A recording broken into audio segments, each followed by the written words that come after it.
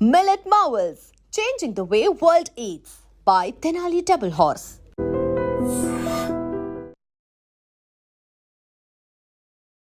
తను వీడియోస్కి మాత్రం కొన్ని ల్యాక్స్ ఆఫ్ పీపుల్లో ఫాలోవర్స్ ఉన్నారు, ఫ్యాన్స్ ఉన్నారు. అది యూట్యూబ్లో అయినా ఇన్స్టాగ్రామ్లో అయినా. ఈరోజు ఏం పోస్ట్ పెడతారా, ఈరోజు ఏ వీడియోని పబ్లిష్ చేస్తారా అనేది చాలా ఎక్కువగా ఫ్యాన్స్ వెయిట్ చేస్తూ ఉంటారు. నేను ఎవరు స్టైలిష్ ఫింగర్ బుచ్చి. బ్లాగింగ్ చేయడం మీకు ఎలా తెలిసింది? మామూలుగా పాప వల్లనే తెలిసింది. ఎలా అంటే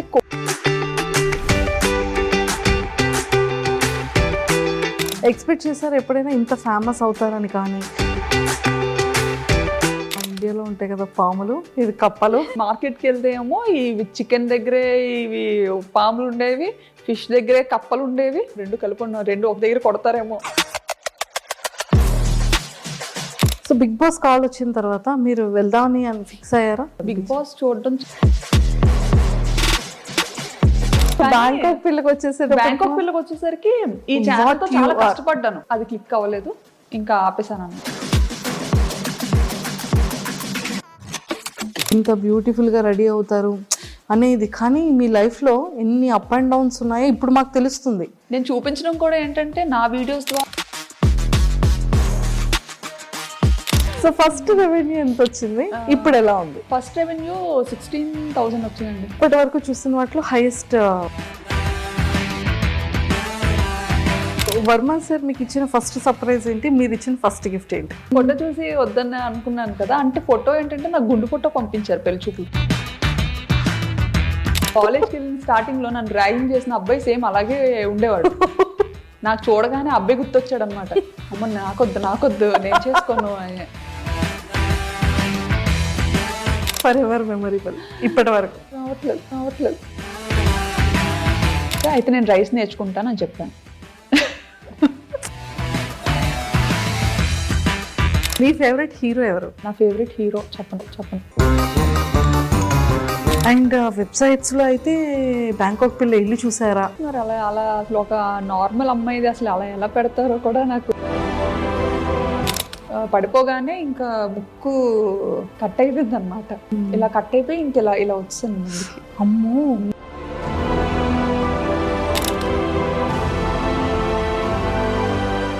hi viewers, welcome to I dream. బేసిక్గా మనం ఎంతో మంది ఇన్ఫ్లుయెన్సర్స్ని కానీ లేకపోతే యూట్యూబర్స్గా చాలా మందిని మనం చూస్తూ ఉంటాం. కొంతమంది మాత్రం మనందరి ఫేవరెట్ అయిపోతుంది, చాలా ఇన్స్పిరేషన్ అయిపోతుంది. ఎన్నో లొకేషన్స్ని తను చేసే వీడియోస్లో మనకి కనిపిస్తూ ఉంటాయి. అన్నిటికన్నా ముఖ్యంగా ఫ్యామిలీ లైఫ్ని లీడ్ చేస్తూ పిల్లల్ని చూసుకుంటూ అటు హస్బెండ్కి కావాల్సినటువంటి వర్క్స్ అన్నీ ఫినిష్ చేసుకుంటూ తను కూడా వీడియో వ్లాగ్స్ చేస్తున్నారు అంటే అది చాలా పెద్ద మల్టీ టాస్క్ అనే చెప్పాలి. బట్ అలాంటి తను వీడియోస్కి మాత్రం కొన్ని ల్యాక్స్ ఆఫ్ పీపుల్లో ఫాలోవర్స్ ఉన్నారు, ఫ్యాన్స్ ఉన్నారు. అది యూట్యూబ్లో అయినా ఇన్స్టాగ్రామ్లో అయినా. తన వీడియో కోసం ఎస్పెషల్లీ తను ఏ వ్లాగ్ చేస్తారా, ఈరోజు ఏం పోస్ట్ పెడతారా, ఈరోజు ఏ వీడియోని పబ్లిష్ చేస్తారా అనేది చాలా ఎక్కువగా ఫ్యాన్స్ వెయిట్ చేస్తూ ఉంటారు. అలా వెయిట్ చేసే ఫ్యాన్స్ అది చాలా బ్యూటీ థింగ్ అనిపిస్తూ ఉంటుంది. సో అలాంటి ఇన్స్పిరేషన్ ఉమెన్ ఈరోజు నాతో పాటు ఉన్నారు. సో మన అందరి ఫేవరెట్ అనమాట. అండ్ తన స్లాంగ్ అయితే చాలా చాలా నచ్చుతుంది అందరికీ. సో మరి ఎవరని అనుకుంటున్నారు కదా, అండ్ బ్యాంకాక్ పిల్ల మన శ్రావణి గారు నాతో పాటు ఉన్నారు. సో తనతో మాట్లాడి చాలా విషయాలు తెలుసుకుందాం. Hi ma'am, welcome to India. Thank you. Welcome to I dream. Thank you. ఎలా ఉన్నారు? బాగున్నానండి. బాగున్నారు, సూపర్. అందరిలో ఫేవరెట్ థింగ్ ఏంటి అంటే మీరు ఈరోజు ఇలా వచ్చేసాం, ఫేస్కి ఏదో పెయింట్ వేసింది, అది చూస్తే పకోడీ అయిపోయింది. అసలు నన్ను నేనే ట్రోల్ చేసుకుంటా. ఎంత న్యాచురల్గా చెప్తారు, అసలు చాలా చాలా బాగుంటాయి మీ వీడియోస్ అన్నిటికీ కూడా. సో ఐఎమ్ అంటే అంతమంది ఫ్యాన్స్లో నేను కూడా ఒక ఫ్యాన్ అనమాట. అవునా? Thank you. సో అంత ఫాలో అవుతూ ఉంటాను మీ ప్రతి వీడియో, మీ ప్రతి వ్లాగ్ కూడా. సో అన్నిటికన్నా ముఖ్యంగా ఫస్ట్ ముందు తెలుసుకునేది ఫ్యామిలీ బ్యాక్గ్రౌండ్ ఏంటి? డాడీ వాళ్ళు, మాది యాక్చువల్లీ విజయనగరం, పుట్టి పెరిగింది అంతా విజయనగరమే. మా హస్బెండ్ వాళ్ళు పెరుమాలి, బట్ వాళ్ళు స్టడీస్ కోసం అని చెప్పి విజయనగరం వచ్చేసారు. ఓకే. ఇంకా మోస్ట్లీ ఏంటంటే ఇద్దరం ఒక ఏరియాలోనే ఉండేవాళ్ళం అనమాట. మా అత్తయ్య వాళ్ళు మమ్మీ వాళ్ళు ఒక ఏరియాలోనే ఉండేవాళ్ళు. సో అలా చూసి పిల్లల్ని అబ్జర్వ్ చేసి వాళ్ళు నన్ను అండ్ మా పేరెంట్స్ అతన్ని అబ్జర్వ్ చేసి ఇలా పెళ్లి చేస్తే బాగుంటుందని చెప్పి అలా వర్మ గారిని ఇచ్చి పెళ్లి చేశారు. అంటే యాక్చువల్గా పేరెంట్స్ అనుకున్నారా, పేరెంట్స్ కన్నా ముందు సారు మీరు అనుకున్నారా? అలా లేదు, అస్సలు తెలీదు, అసలు తెలీదు. ఎప్పుడు ఓకే చూడలేదు. ఓకే ఓకే ఒకటే ఏరియా అయినా కానీ అసలు ఎప్పుడు చూడలేదు. ఓకే మహా అయితే ఒక 3-4 lanes డిఫరెన్స్ ఉంటుంది అంతే. అంతే. సో మొత్తానికైతే అరేంజ్ మ్యారేజే, అరేంజ్డ్ నో లవ్ మ్యారేజ్? కాదు, కానీ చాలా మంది మీది లవ్ మ్యారేజ్ అని స్టార్టింగ్ లో చాలా మంది అడిగేవారు. యా ఈవెన్ రిలేటివ్స్ లో కూడా అంత ఒక్కటే ప్లేస్ లో ఉండి అరేంజ్డ్ అని చాలా మంది డౌట్ వచ్చింది అనమాట. Doubt బట్ అలా కుదిరేసింది అంతే. సో కంప్లీట్గా ఎడ్యుకేషన్ కూడా విజయనగరంలోనే. ఏం చదివారు? బీటెక్. బీటెక్ చదువుకున్నారు, super. And Varma sir direct starting బ్యాంకాక్లో జాబా లేకపోతే? లేదు, ఫస్ట్ మైసూర్లో వర్క్ చేశారు. ఓకే ఓకే ఇన్ఫోసిస్లో. ఓకే. అండ్ తర్వాత కేరళ వచ్చారు, త్రివేంద్రంలో ఉండేవారు. అండ్ ఆ తర్వాత యాక్చువల్లీ కేరళలో ఉండే టైంలో ఎంగేజ్మెంట్ అయిందనమాట. అప్పుడు నేను బీటెక్ 3rd year. ఓకే. ఓ బీటెక్ 3rd year లోనే మీకు ఎంగేజ్మెంట్? అయ్యో, ఎడ్యుకేషన్ కంప్లీట్ అవ్వకముందే ఎంగేజ్మెంట్ అయిపోయింది. అంటే మమ్మీకి కొంచెం హెల్త్ ఇష్యూస్ ఉండడం వల్ల ఒంట్లో బాగోకపోవడం, సో వాళ్ళు ఏదో భయపడి మనం మంచిగా ఉండేటప్పుడే అమ్మాయికి పెళ్లి చేయాలి అని అప్పటి నుండి స్టార్ట్ చేశారనమాట. ఓకే. సో అలా మొదలైంది. అలా మొదలైంది. సో మీ మ్యారేజ్ టైంకి సార్ ఎంగేజ్మెంట్ టైంకి కేరళలో ఉండేవారు అండ్ పెళ్ళి అయిన తర్వాత హైదరాబాద్కి షిఫ్ట్ అయ్యారనమాట. ఓకే. సో కొన్ని ఇయర్స్ మీరు హైదరాబాద్లో కూడా ఉన్నారు? 1.5 years ఉన్నాం హైదరాబాద్లో. 1.5 years? అయ్యో, మాకు ఈ బ్యాంకాక్ పిల్ల హైదరాబాద్లో ఉన్నప్పుడు తెలియలేదు. అవునా? లేదు, అప్పుడు అవ్వలేదు ఇంకా బ్యాంకాక్ పిల్ల. Okay okay okay. కానీ ఒక్కటి ఏంటంటే అండి, వీడియోస్ అన్ని నేను ఎక్కడి నుండి స్టార్ట్ చేయాలో కూడా తెలియట్లేదు. బ్యాంకాక్ వెళ్ళారు. సో బ్యాంకాక్ అనగానే ప్రతి ఒక్కళ్ళు ఎలా ఉంటుందంటే అది ఒక టూరిజం ప్లేస్ అనేది ఫస్ట్ థింగ్. బ్యాంకాక్ అనగానే అబ్బాయిలు ఆహా ఓహో మీరు బ్యాంకాక్ వెళ్తున్నారు అని ఒక థాట్లోకి వెళ్ళిపోతారు. సో నిజంగా అక్కడ అమ్మాయిల్ని కూడా చాలా మంది టూర్స్ వెళ్ళే వాళ్ళు అండ్ కపుల్స్ వెళ్ళే వాళ్ళు కూడా చాలా రీల్స్ చేస్తూ ఉంటారు. అందరు అమ్మాయిలు లైన్లో ఉంటే వాళ్ళ హస్బెండ్కి ఐస్ క్లోజ్ చేసి తీసుకెళ్ళడం. అంటే ఈ కైండ్ ఆఫ్ అవేర్నెస్ అనేది ఇటు మన ఇండియా సైడ్ ఉంటుంది. బ్యాంకాక్ అనగానే ఒక థాట్. అంటే పీపుల్ ఎందుకు అలా తీసుకుంటారంటే అక్కడ ఏదైతే చూస్తారో అది మనకి ఇక్కడ ఇండియాలో కనిపించదు. ఫస్ట్ థింగ్, ఆ నైట్ లైఫ్ అనేది ఇండియాలో మనకి చాలా తక్కువ. అంటే మేబీ ఢిల్లీ అటు పక్క మనకి ఉండొచ్చేమో, ముంబై ఢిల్లీ అటు పక్క. బట్ ఇటుపక్క మన ఆంధ్ర తెలంగాణ సైడ్ అయితే నైట్ లైఫ్ అని అలాంటిది ఏది మనకి ఇక్కడ ఉండదు. బట్ అదేంటంటే ఇక్కడ నుండి వచ్చిన పీపుల్కి అక్కడ చాలా అది డిఫరెంట్గా అనిపిస్తుంది అనమాట. సో మన కల్చర్ వేరు, వాళ్ళ కల్చర్ వేరు కాబట్టి సో వీళ్ళు ఏదైనా కొంచెం డిఫరెంట్గా ట్రై చేయాలి అని పీపుల్ చూపించాలని రకరకాలుగా ఎక్స్ప్లోర్ చేస్తుంటారు. కానీ అక్కడ నిజంగానే ఫ్యామిలీస్కి కానీ ఫీమేల్స్కి కానీ రెస్పెక్ట్ ఎలా ఉంటుందండి అక్కడ? చాలా బాగుంటుందండి. కానీ అది మీ వీడియోస్ ద్వారా తెలిసింది మాకు కూడా. మరి అంటే యాక్చువల్లీ నాకు తెలిసిన కంట్రీ, నేను ఇండియా నుండి దాటి అడుగుపెట్టిన కంట్రీ ఒక్కటే కంట్రీ, అది కూడా థాయిలాండ్. సో నాకు తెలిసిన మట్టుగా ఇప్పటి వరకు చాలా రెస్పెక్ట్ చేస్తారు.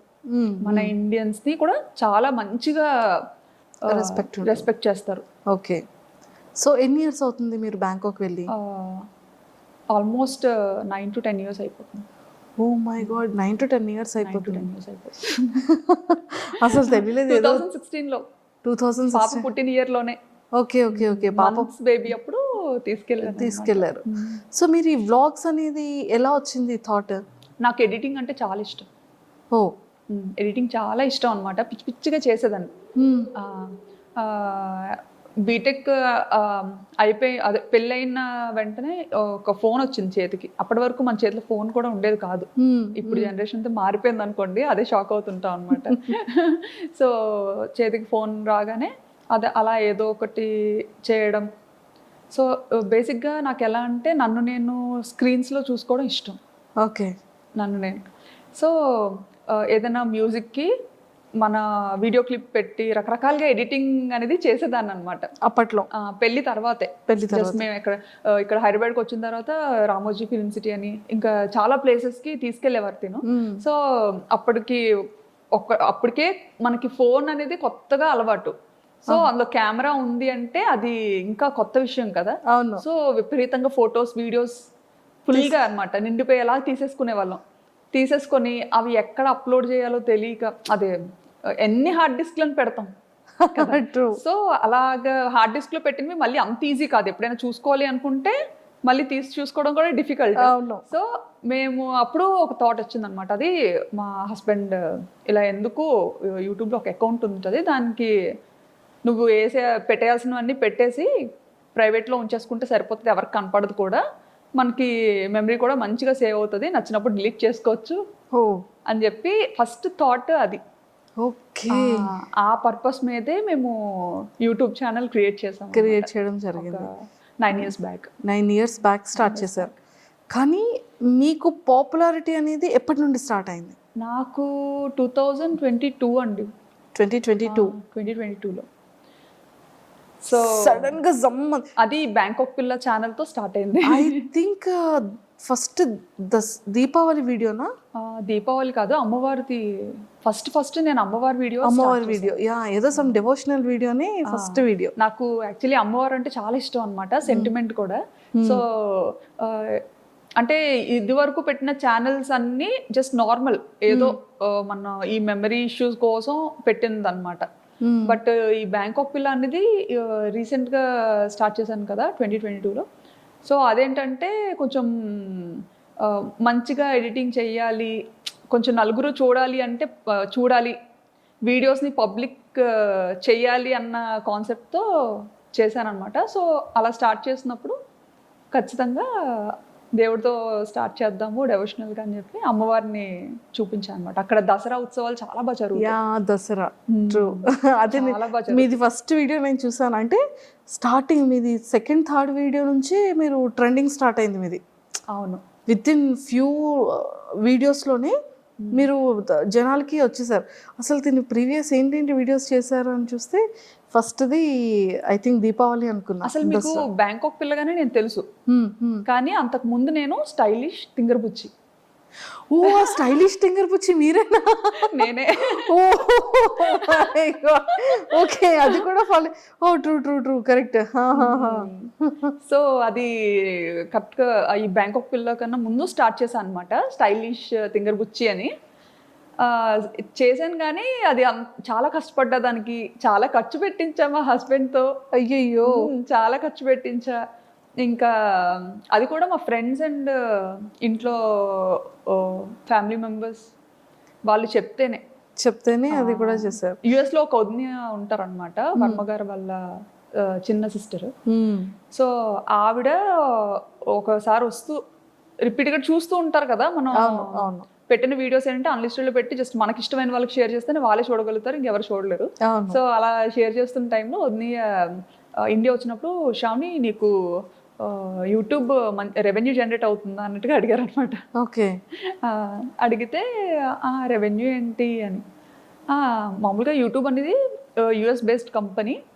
సో ఇలా యూజువల్గా యూట్యూబ్ అందరూ ఇలా ఇందుకే కదా చేస్తారు, నీకు జనరేట్ అవ్వట్లేదా, నువ్వు మామూలుగా అలా ట్రై చేస్తున్నావేమో అనుకున్నాను అని అన్నారు అనమాట. అంటే ఏమో ఉంది నాకు అంత ఐడియా లేదు అని. ఆయన ఎందుకు ఎప్పుడు ప్రైవేట్లో ఉంచుతావు వీడియోస్, ఎవరికి కనిపించకుండా పబ్లిక్ చేయొచ్చు కదా, బాగుంటాయి, ఎందుకంటే చాలా కష్టపడి ఎడిటింగ్ చేస్తుంటావు, సో పబ్లిక్ చెయ్యు, అందరూ చూస్తారు, బాగుంటుంది, నిజంగా ఇది ఒక మంచి ప్లాట్ఫామ్ డెవలప్ అవ్వడానికి అన్నట్టుగా చెప్పారనమాట.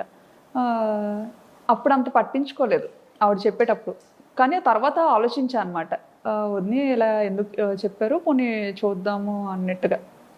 ఈయన కూడా అది సీరియస్గా తీసుకున్నారనమాట. ఓహో యూట్యూబ్లో ఎంత ఉంటుందా, ఓహో ఇలా పబ్లిక్ చేయొచ్చా, భయం ఉండదా అని. అప్పుడు అంటే చాలా రెస్ట్రిక్టెడ్గా ఉంటాం కదా, అత్తగారు మాగారు ఏమనుకుంటారు, మమ్మీ డాడీ ఏమనుకుంటారు. సో అలాంటి ఫ్యామిలీ నుంచి వచ్చాను కాబట్టి ఇంటెన్షనల్ కూడా ఉంటుంది. సో ఆవిడ చెప్పినా సరే అప్పుడు వెంటనే అంత సీరియస్గా తీసుకోలేదు. అవునా ఉంది అని అన్నాను. కానీ మళ్ళీ ప్రైవేట్లోనే పెట్టేదాన్ని. ప్రైవేట్లో పెట్టా. చాలా కష్టపడి ఎడిట్ చేసిన సరే ప్రైవేట్లోనే పెట్టుకొని నాకు నేనే చూసుకొని ఈజీగా అంటే మనము వేరే కంట్రీలో ఉన్నప్పుడు స్టేటస్ ఎక్కువసేపు పెట్టలేము. అప్పుడు స్టేటస్ ఆప్షన్ ఉందో లేదో కూడా తెలియదు. వీడియోని డైరెక్ట్గా చాట్లో షేర్ చేయాలన్నా పెద్ద పెద్ద వీడియోస్ ఉండేవి, షేర్ చేయడం కష్టమయ్యేది అనమాట. అవును అవును. సో ఇది బాగా ఈజీ అనిపించేది మమ్మీ డాడీకి. అంటే మేము ఉన్న ప్రతి మూమెంట్ని మంచిగా క్యాప్చర్ చేసి మన పేరెంట్స్కి చూపించాం. మెయిన్ ఏంటంటే అసలు మా మమ్మీ డాడీ బయటకు అసలు ఈయన వెళ్తారు అంటే నన్ను ఇచ్చి పెళ్లి చేయకపోనేమో. ఫస్ట్ నుంచి అనుకునేవారు అమ్మాయి ఎప్పుడు మనకి దగ్గరలోనే ఉండాలి, బయటికి అసలు ఎప్పుడు పంపొద్దు అని. ఓ మై గాడ్, అలాంటిది పాపం అది ఎలా ఫీల్ అయ్యారు? అంటే లైక్ ఇంత లాంగ్ రావడం, సో అది మమ్మీ వాళ్ళకి తెలిసిన తర్వాత మమ్మీ డాడీ రియాక్షన్ ఏంటి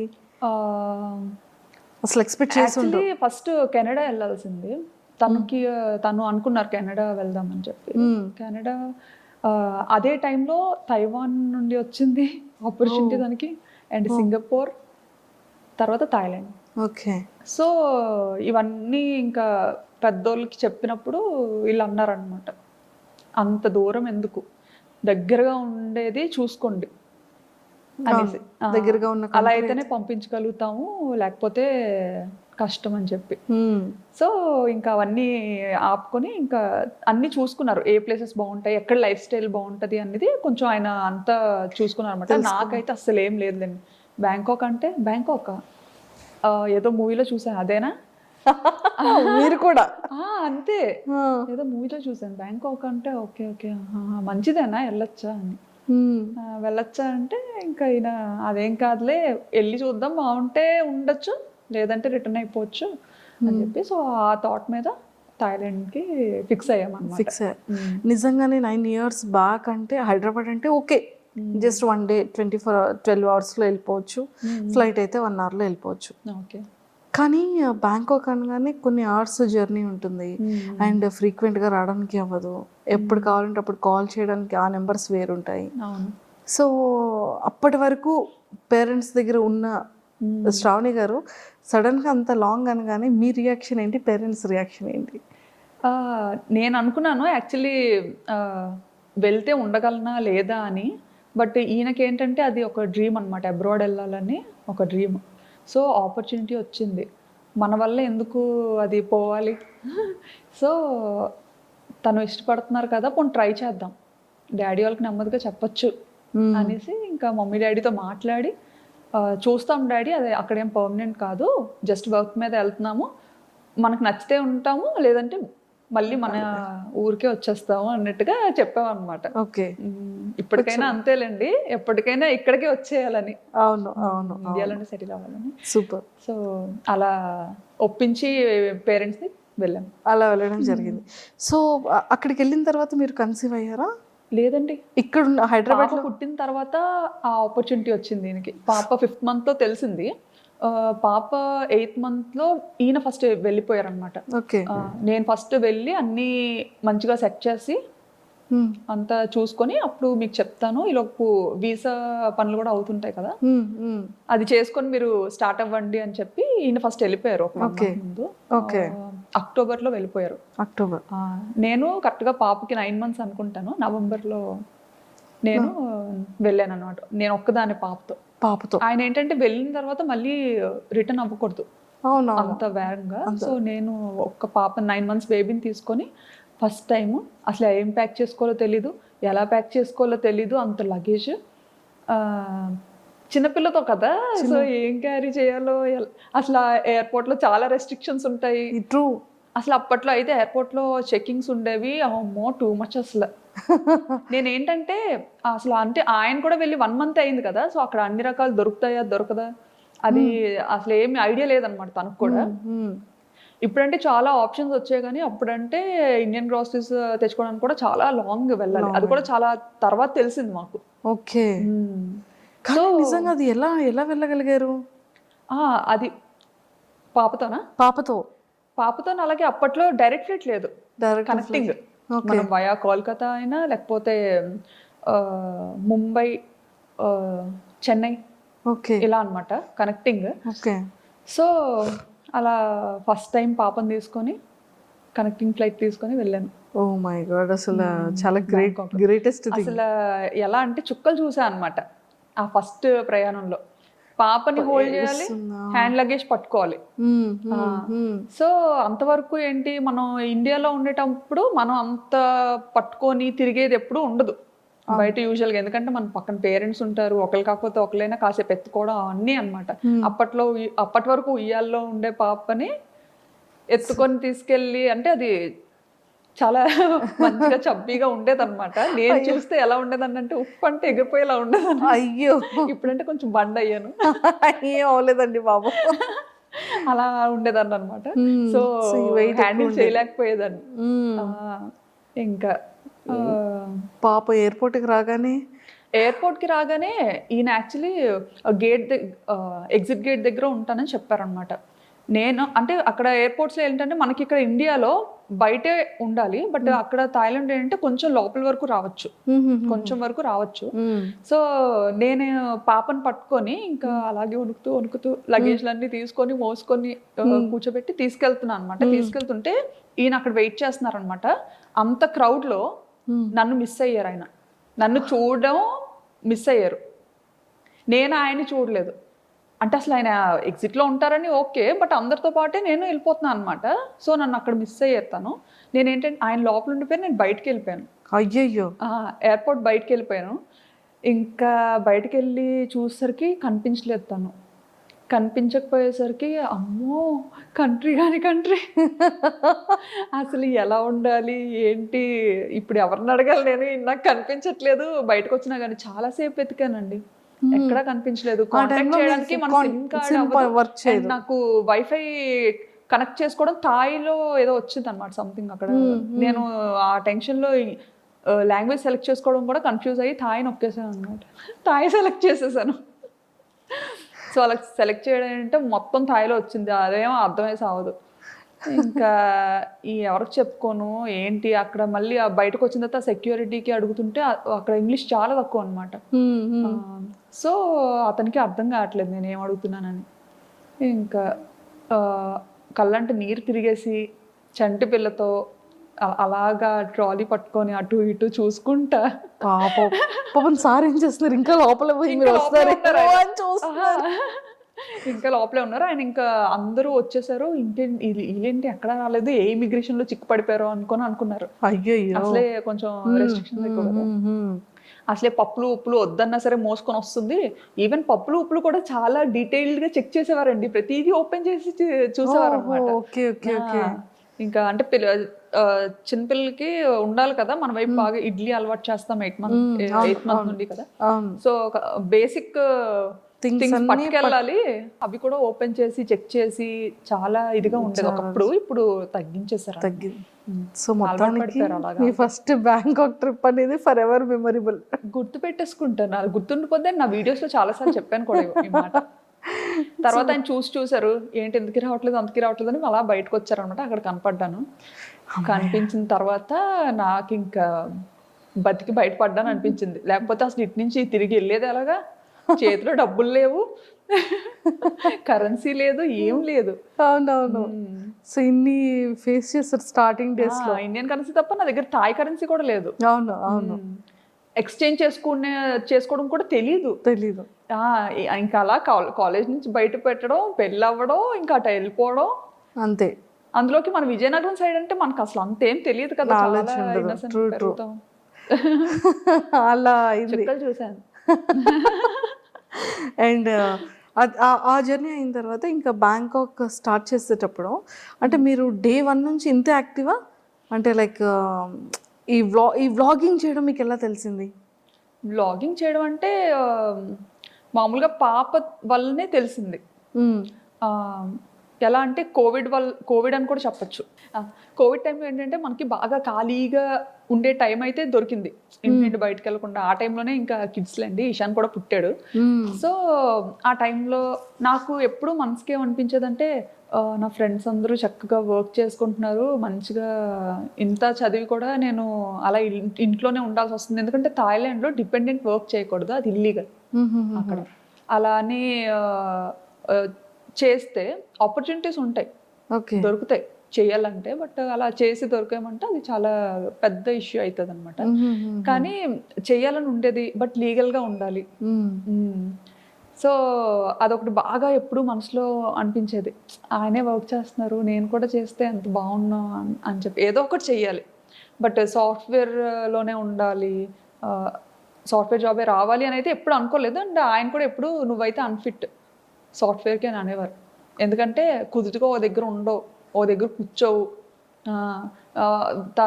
మేనేజర్ ఒక 8 గంటలు కూర్చొని వర్క్ చేయమంటే నువ్వు చెయ్యవు, ఓకే. నీకు నచ్చినప్పుడు సెలవు తీసుకుంటావు, అలా ఎవరు ఒప్పుకోరు, నీకు అసలు సెట్ అవ్వదు.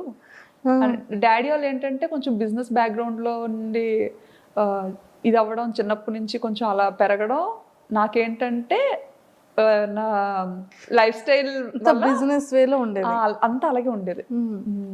అంటే ఇంకా అంతా మనకు నచ్చినప్పుడే చేయాలి, మనకు నచ్చినప్పుడే ఉండాలి, అది అలవాటు అయిపోయింది. అలా అలవాటు అయిపోయింది. నాన్నగారు వాళ్ళది ఏంటి బిజినెస్? డాడీ వాళ్ళకి రెస్టారెంట్ ఉంది, 30 years నుండి, తాతల ముత్తాతల నుండి అంతా రెస్టారెంట్ బిజినెస్. ఓకే, విజయనగరంలో. ఏంటండి నేమ్? మీసాల్ రాజ్ గారు hotel. Okay okay okay, super. So అలాగా యూట్యూబ్ అలా స్టార్ట్ చేయాలనిపించింది? యూట్యూబ్ అలా స్టార్ట్ చేయాలని అనిపించలేదులేండి, అంటే ఏదో అవుతాను అని అయితే చేయలేదు. ఈ ఏంటంటే ఇంకా పిల్లతో థాయిలాండ్ ట్రావెల్ వెళ్ళినప్పుడు నాకు అక్కడ పాపకి ఎలాంటిది చేసి పెట్టాలి, ఫస్ట్ కిడ్ కదా, అవును అవును, ఏం తెలీదు. ఇక్కడ ఉండేటప్పుడు ఏంటంటే ఇంకా అత్తయ్యో మమ్మీయో టైం టు టైం వాళ్ళకి ఏం చేసి పెట్టాలి, ఎలా చేసి పెట్టాలి అంతా వాళ్ళే చూసుకునేవారు అనమాట, తినిపించడంతో సహా. సో నాకు అసలు అంత ఏం పని ఉండేది కాదు, అంటే ఫస్ట్ కిడ్ కదా, తనకేం తెలియదు, ఏం చేస్తుందిలే అన్నట్టు. ఇంకా అలా అత్తయ్య కూడా ఎలా అంటే బాగా పాపను ఎలా గారాబం చేస్తారో నన్ను అలాగే గారాబంగా చూసుకునేవారు. ఓకే, అసలు ఇంట్లో పని కూడా చేయించేవారు కాదు. మావయ్య అత్తయ్య చాలా మంచోళ్ళు. సూపర్. సో అలా స్టార్ట్ అయింది. అక్కడికి వెళ్ళిన తర్వాత పాపకి ఎలా ఎలా వీడియో అదే ఫుడ్ పెట్టాలి అనేది వీడియోస్ చూసేవాళ్ళు? వీడియోస్ చూసేదాన్ని అనమాట. బేబీస్కి ఎలా ఏం చెయ్యాలి, ఏం చేస్తే మంచిగా ఉంటుంది అనేసి అన్ని వెతికేదాన్ని.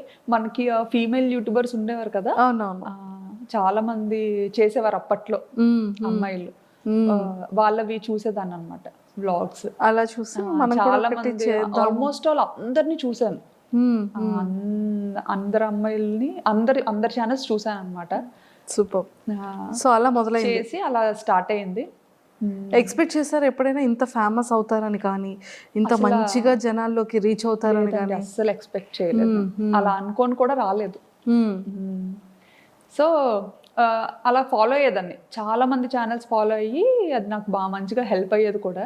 ఓకే, చక్కగా అలా ఫాలో అయ్యి అంతా చేసుకొని ఆ బుడ్డిదాన్ని నెమ్మదిగా ఏదో అలా పెంచేదాన్ని అనమాట. అప్పటికి అక్కడ థాయిలాండ్లో ఉండలేక ఇండియాకి థాయిలాండ్కి yearly 3 times up and down చేసేదాన్ని. అప్ అండ్ డౌన్ చేసేదాన్ని.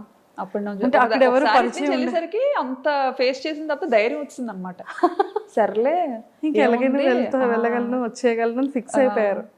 వచ్చేస్తానని పంపించేసేవారు ఈయన అడిగిన వెంటనే కూడా. ఎందుకంటే ఏడ్చేసేదాన్ని, నేను ఇక్కడ ఉండి వెళ్ళిపోతాను. ఎందుకంటే అక్కడ ఫుడ్ నాకు నచ్చేది కాదు, అండ్ నాకు వంట రాదు. అక్కడికి వెళ్ళేసరికి నాకు వంట సరిగ్గా రాదు. అండ్ చెప్పాను కదా ఇక్కడ వెళ్ళక ముందు 1.5 years హైదరాబాద్లో ఉన్నా అని చెప్పి. అప్పుడు ఆ టైంలో అయితే నా వంటకి పాపం ఆయన అయ్యో ముందేనా అడిగి చేసుకున్నాను కాదు అనుకునేవారేమో అనుకునేదాన్ని నేను మనసులో. ఎంత అంటే ఈవెన్ సాంబార్ అయితే శనగపప్పుతో చేశాను అనమాట. శనగపప్పుతో సాంబార్ చేస్తారు, కందిపప్పుతో చేస్తారు. అది చేసుకొని నేను తిన్నానా అంటే నేను తినలేదు, చుట్టుపక్కల అందరికీ కూడా పంచాను, వెనక ఆంటీకి, కింద ఆంటీకి, అందరికి. పాపం ఇంకో రోజు ఎప్పుడు అడగలేదు. ఇంకా అది కూడా ఇంత చేశాను అనమాట.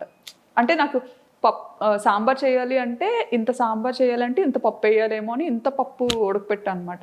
సో అది ఏంటంటే అది ఉడుకుతా అది పెరుగుతూ ఉంటుంది కదా, సో అప్పుడు ఇంకా వాటర్ యాడ్ చేసి ఓహో తెప్పాలు నిండిపోతుంది, ఇంకో పెద్ద తెప్పాలు పెడదాం, అలా ఇంత తెప్పాలు అయింది అది. అది పిక్స్ పంపించారా ఇంటికి సాంబార్ చేశానని? పిక్స్ ఏం తీసి పంపించలేదు కానీ అంత ఎక్కువ చేశాను కదా, సో ఏం చేసుకుంటాం అని చెప్పి ఇంకా వెనక ఒక బ్యూటీషియన్ ఒక అక్క ఉండేవారు, ఆ అక్క అక్క వాళ్ళ మదర్ ఉంటే ఆవిడకి ఇచ్చాను, కింద ఆవిడకి ఇచ్చాను. మా ఈవినింగ్ మా హస్బెండ్ వచ్చేసరికి అది చూసి మనకే ఉండేవా లేకపోతే వీధంతటికి ఉండేవా అని అడిగారు. పాపం తిన్నారా వర్మ గారు? అలాగే పాపం ఏదైనా తినేస్తారండి. నీళ్ళన్నం పెట్టినా తినేస్తారు. అస్సలు ఇది ఉండాలి అది ఉండాలి అని ఏం లేదు. నా గురించి తెలుసు కదా, తెలుసు తెలిసి ఏం ఎక్స్పెక్ట్ చేస్తాను. సూపర్. సో ఎప్పుడు మీకు ఫేమ్ రావడం వచ్చింది? ఏ వీడియోతో వచ్చింది? ఏ వీడియో నుంచి మీరు ఓ మై గాడ్ అసలు ఏంటి ఇంతమంది పింక్ చేస్తున్నారు, ఇంత బాగా వీడియో వెళ్తుందా అని అనిపించే మూమెంట్స్ ఏంటి? నాకు ఫస్ట్ వీడియో వైరల్ అయింది బ్యాంకాక్లో టుక్ వీడియో. ఈవెన్ ఆ వీడియోలో నేను కనిపించలేదు కూడా. సో వాయిస్ మాత్రమే, ఓన్లీ వాయిసే. ఆ వీడియోలో నేను అసలు కనిపించను. అది కూడా ఎప్పుడో మార్కెట్కి వెళ్ళాను. లోకల్ ఫ్రెష్ మార్కెట్స్ ఉంటాయి కదా, మార్కెట్కి వెళ్ళినప్పుడు సరదాగా అలా షూట్ చేశాను. నాకు ఏంటంటే అదొక ఉండేదన్నమాట, అదొక హ్యాబిట్లో ఉండేది. ఏదైనా డిఫరెంట్గా కనిపించిందంటే ఖచ్చితంగా అది క్యాప్చర్ చేసేయాలి అన్నది. సో షూట్ చేసుకున్నాను, అది ఉంది, అది ఎడిట్ చేసి పెట్టాను. అది బాగా సడన్గా వైరల్ అయిపోయింది అనమాట. అది అసలు ఒక ఆటోని అమ్మో ఇంతలా చూస్తారా, అది కూడా మన ఇండియాలో ఉన్న ఆటో లాగా కొంచెం డిఫరెంట్గా ఉంటుంది. ఫస్ట్ టైం మీరు బజార్కి వెళ్తూ ఆటోలో కూర్చుంటూ నేను బస్లో ఉంటూ ఒక ఆటోని షూట్ చేశాను. అప్పుడు నేను బస్లో ఇంటికి వెళ్తున్నాను, షాపింగ్ అంతా అయిపోయి. సో ఇది ఆటో చాలా బాగుంది కదా అని షూట్ చేశాను అనమాట. అది వైరల్ అయింది. అండ్ అలానే మార్కెట్కి వెళ్తూ అక్కడ కూడా ఏంటిది మన ఇండియాలో ఉంటాయి కదా పాములు, ఇది కప్పలు, రకరకాలు అవన్నీ చూసి నాకు అసలు చికెన్ ఫిష్ మామూలుగా అయితే ముక్క లేకపోతే ముద్ద దిగదు నాకు. రెస్టారెంట్ నుండి వచ్చాను కదా, హోటల్లో పిల్లలు, సో ముక్క లేకపోతే ముద్ద దిగదు. సో అక్కడికి వెళ్ళిన తర్వాత నాకు వంట రాదు, ఏం చేయాలో తెలీదు. ఈ మార్కెట్కి వెళ్తే ఏమో ఈ చికెన్ దగ్గరే ఇవి పాములు ఉండేవి, ఫిష్ దగ్గరే కప్పలు ఉండేవి, ఇంకా అన్ని రకాలు అనమాట, ఎలకలు అన్ని. సో అవన్నీ చూసిన తర్వాత ఇవి కూడా తినబుద్ధి వేసేది కదా అసలు. చచ్చిపోతానేమో, అమ్మో రెండు కలిపి ఉన్నాం, రెండు ఒక దగ్గర కొడతారేమో అని భయం వేసేది చాలా. ఓకే. సో అలా మరి వంట ఎప్పటి నుంచి నేర్చుకోవడం స్టార్ట్ చేశారు? వచ్చేసింది అలాగా, దానికి భయపడ్డాను కాబట్టి ఇంకా ఆటోమేటిక్గా వచ్చేసింది. చచ్చిపోతాను తినకపోతే, ఇంకా వంట నేర్చుకోకపోతే ఇంకా చచ్చిపోతాను. అండ్ మన పేరెంట్స్ అక్కడికి వచ్చి వండే ఇది లేదు, వీళ్ళు రారు, సరదాకు కూడా రారు. ఎప్పుడైనా వచ్చినా సరే ఎంత బేగా పారిపోద్దామా అని చూస్తారనమాట. వాళ్ళకి పాపం అక్కడ అలవాటు అయిపోయింది కదా, ఇండియా ఇయర్స్ గా. సో టెంపుల్స్ అంటారు అనమాట. వచ్చినా సరే అన్ని టెంపుల్. యాక్చువల్లీ మన ఇండియాలో ప్రతి మంత్ కు ఒక ఇది ఉంటుంది, శ్రావణ మాసం, కార్తీక మాసం. అవును, బాగా చేస్తారు. అందులోకి మా మమ్మీ వారాలు ఎక్కువ చేస్తారు. నన్ను చేయమంటారు, నేను చేయను. నేను 365 రోజులు తినేస్తాను. ఎప్పుడైనా నేను తినకూడదు అనుకుంటే మానేస్తాను, అంతే. రూల్, మన రూల్. అది పెళ్ళైన తర్వాతే అలాగా, పెళ్ళైన తర్వాత అలా స్టార్ట్ అయింది. మా మమ్మీ మామూలుగా తిన్నించేవారు కాదు. ఇక్కడ యూజువల్ గా తినకూడదు కదా, తినరు కొన్ని డేస్. సో ఆ టైంలో తిన్నించేవారు కాదు. కానీ పెళ్ళైన తర్వాత మాత్రం బ్రేక్ చేశారు అత్తయ్య అన్ని అన్నమాట. మా మమ్మీ ఇంకా చాలా రెస్ట్రిక్టెడ్ గా ఉండేవారు చాలా విషయాల్లో. మా అత్తగారు మాత్రం అన్ని, మమ్మీకి చెప్పదులే అమ్మా, ఇలా ఇలా ఉండు, ఏం కాదులే, మమ్మీ అడిగితే లేదు బాగానే ఉందని చెప్తాను అని బాగా నాకు సపోర్టివ్ గా ఉండేవారు. Super excellent. సో ఆ యూట్యూబ్ నుంచి ఫేమ్ అయిన తర్వాత మీరు సడన్గా విజయనగరం వచ్చేటప్పుడు కానివ్వచ్చు, హైదరాబాద్లో దిగేటప్పుడు కానీ ఫస్ట్ మిమ్మల్ని గుర్తుపట్టడం ఎలా మొదలైంది?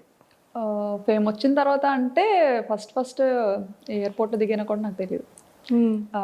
హైదరాబాద్లో అనుకుంటాను, హైదరాబాద్లోనే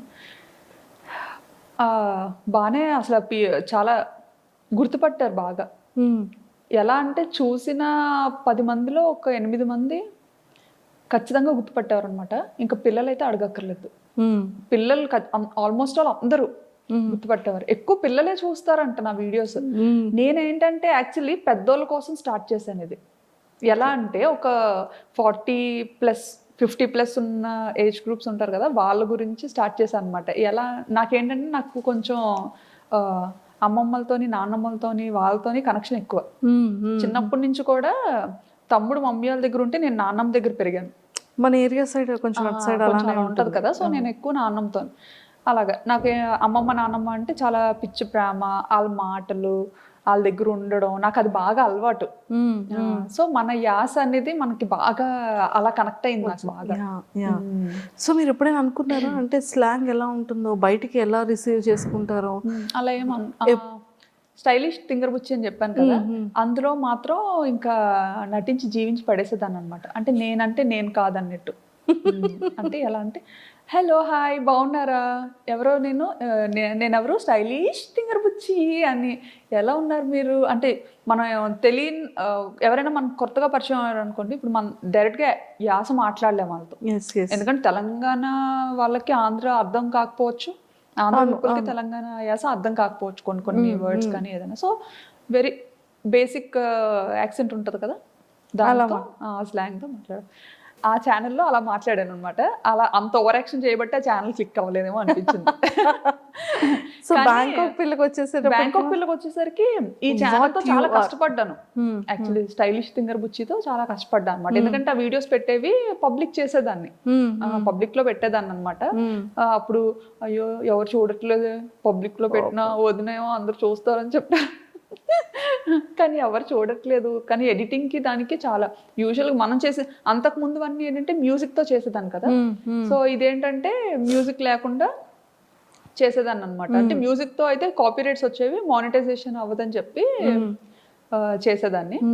సో అంత చాలా కష్టపడ్డాను దానికి, అది క్లిక్ అవ్వలేదు, ఇంకా ఆపేసాను అనమాట. ఆపేసి బ్యాంకాక్ పిల్ల ఆపేసి అప్పుడు ఏంటంటే బాబుకి దెబ్బ తగిలింది మా ఇషాన్కి. వాడు ఏంటంటే నేను పాపని రెడీ చేస్తున్న టైంలో సోఫాలో కూర్చొని పాపకి జడేస్తున్న టైంలో చాలా చిన్నగా ఉండేవాడు అనమాట. కోవిడ్ టైము, కోవిడ్ వల్ల తగిలేసిందని అనుకోవచ్చు.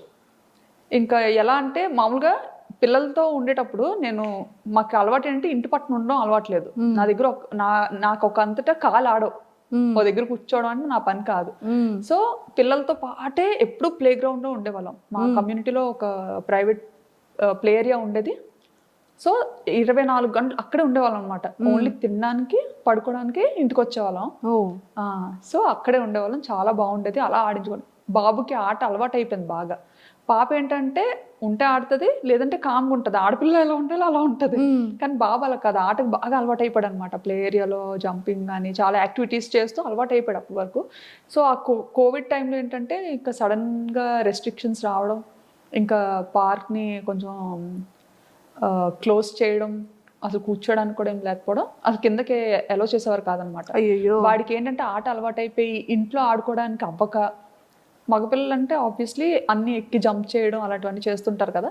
సో పాపకి నేను రెడీ చేస్తున్న టైంలో నా సోఫా వెనక నుంచి పైకి వెళ్ళి సోఫా పై నుంచి కిందకి దూకాడు. పక్కన కార్నర్లో వైఫై టేబుల్ ఒకటి ఉంటుంది అనమాట, కార్నర్ టేబుల్. అది షార్ప్గా ఉండేది, చిన్న రౌండ్ టేబులే. అసలు ఆ టేబుల్ తగులుతుందని కూడా ఎవరో అనుకోం. అక్కడి నుంచి పైన స్లిప్ అయిపోయాడో తెలియదు. అంటే నా బ్యాక్ సైడ్ ఉన్నాడు కదా, వాడు స్లిప్ అయిపోయాడో తెలియదు, అలా పడిపోయాడో తెలీదు. పడిపోగానే ఇంకా ముక్కు ఇలా కట్ అయిపోయింది అనమాట. ఇలా కట్ అయిపోయి ఇంక ఇలా వచ్చింది ముందుకి. అమ్మో.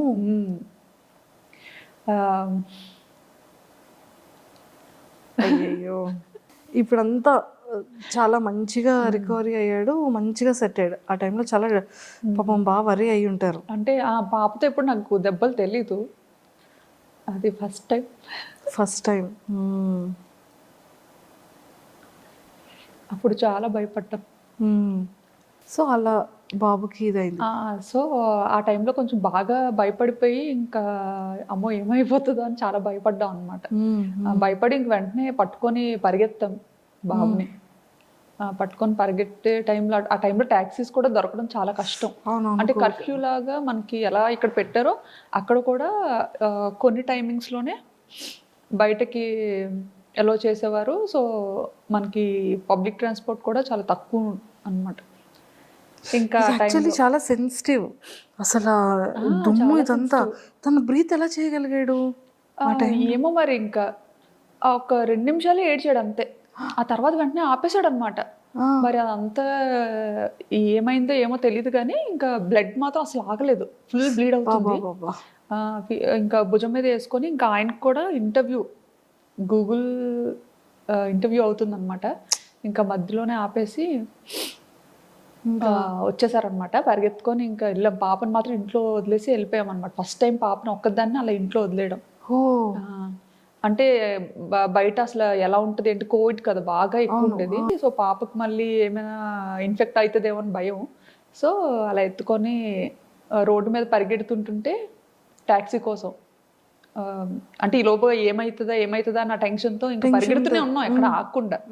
పరిగెడుతుంటుంటే ఒక పాకిస్తానీస్ కమ్యూనిటీలో పాకిస్తానీస్ వైఫ్ అండ్ హస్బెండ్ అప్పుడే బయలుదేరుతున్నారు అనమాట వాళ్ళ కార్లో. వాళ్ళు ఇంకా బాబుని చూసి మేము ఏడుస్తూ పరిగెత్తడం చూసి వెంటనే ఆగి, వాళ్ళు ఏ పని మీద వెళ్తున్నారో తెలియదు కానీ వెంటనే కార్ ఎక్కించుకొని ఇంకా హాస్పిటల్కి తీసుకెళ్ళి ఇంకా చాలా హెల్ప్ చేశారు. ఇంకా 2 చేతులతో దండం పెట్టి ఇచ్చారు. ఎంత చేసినా ఇంకా నేను అది మర్చిపోను. వాళ్ళు మాత్రం చాలా మంచి ఫ్రెండ్స్. సో వెంటనే బాబుని ఇంకా తీసుకొచ్చేసారా స్ట్రిచెస్ ఇవన్నీ అయిన తర్వాత? వెంటనే తీసుకొచ్చేసారు. మళ్ళీ అక్కడ హాస్పిటల్లో ఉండడానికి అయ్యి ఉండదు? లేదు, వెంటనే పంపించలేదు. హాస్పిటల్కి తీసుకెళ్ళాము. అక్కడ కొంచెం లేట్ చేశారనమాట. ఎందుకంటే ఎమర్జెన్సీ వార్డులో పెట్టి కోవిడ్ టెస్ట్లు 3కి చేసి అప్పుడు ఎలో చేసి బాబుని ఆ నైట్ అయితే ఇంకా ఉండిపోవాలి అని చెప్తే అక్కడే ఇంకా హాస్పిటల్లో స్టూడియో రూమ్ తీసుకొని బాబుతో పాటు నేను ఉంటే ఈయన పాప దగ్గరికి వెళ్ళి ఉన్నారనమాట. నెక్స్ట్ డే మార్నింగ్ ఎర్లీగా స్టార్ట్ చేశారు ట్రీట్మెంట్. అప్పటి వరకు అలానే ఉన్నాడు? అప్పటి వరకు అంటే అది మంచిగా ఇచ్చేసారనమాట. బ్లీడ్ అవ్వకుండా అంతా చిన్న ఏజ్ లో బాగానే పెయిన్ ని బేర్ చేశాడండి. అసలు ఆ టైంలో మనకి ఆ సెలైన్ పెడుతుంటారు కదా, రూమ్ లో ఉన్నప్పుడు పెట్టారనమాట. పెట్టినప్పుడు కూడా అప్పుడైనా ఉండేవాడు కాదు. ఇంకా ఫుల్ గా రూమ్ లో తిరిగేయడం ఆడేయడం, అసలు ఎలా పట్టుకొని ఉండాలి అసలు ఇది ఇక్కడ బ్లీడింగ్ ఆపడానికి అని చెప్పి పెట్టారు. ఇంకా అది లాగేసుకుంటూ ఉండేవాడు. చిన్నోడేమో బాబు. ఒక 1.5 year ఉంటదేమో అప్పుడు. అంతే బాబా. అప్పుడు కూడా చాలా చుక్కలు చూసాం కానీ పేరెంట్స్కి ఎవ్వరికి చెప్పలేదు. అత్తయ్య మావయ్యకి చెప్పలేదు, మమ్మీ డాడీకి చెప్పలేదు. ఎందుకంటే ఫ్లైట్స్ లేవు, ఇండియా వెళ్ళిపోవడానికి ఫ్లైట్ లేదు, డైరెక్ట్ ఫ్లైట్. వాళ్ళు రావడానికి సోర్స్, వాళ్ళు రావడానికి ఇది లేదు. మెయిన్ అప్పుడు ఏంటంటే అదే టైంలో మావయ్య చనిపోయారు అనమాట. అయ్యో. ఆ డిప్రెషన్లో కొంచెం అప్పటికి బాగా డిస్టర్బ్ అయి ఉన్నాం ఇద్దరం. ఆ టైంలో ఫ్లైట్స్ లేకపోవడం, అప్పటికప్పుడు చూడడానికి కూడా అవ్వలేదు, ఇండియా వెళ్ళడం అవ్వలేదు. చూసారా, లైఫ్ అనేది అంత సింపుల్ కాదు. అదే ఈ అప్ అండ్ డౌన్స్ చాలా చూసారు మీరు. అవును, చాలా చూసాం కదా.